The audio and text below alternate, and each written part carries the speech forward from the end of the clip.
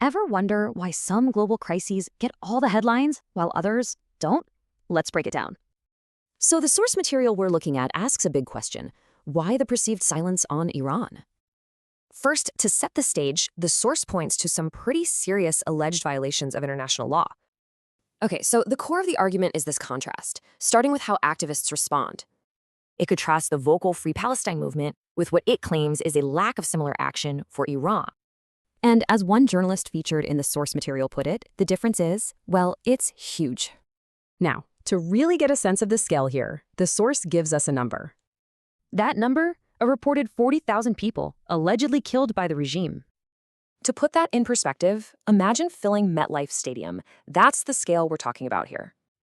All right, the critique doesn't stop with activists. It also takes a look at celebrities and Hollywood. The claim is a similar pattern exists, very vocal on some issues, but quiet on what's happening in Iran.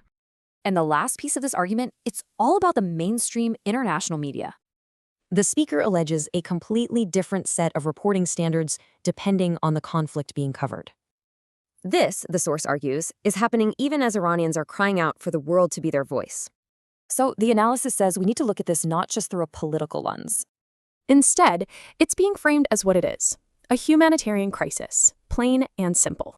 The argument is that this is a huge humanitarian disaster that's being overlooked. So the real issue here, according to the source, is this perceived indifference from the wider world. Which leaves us with one big, final question. Why are some crises so loud while others remain silent?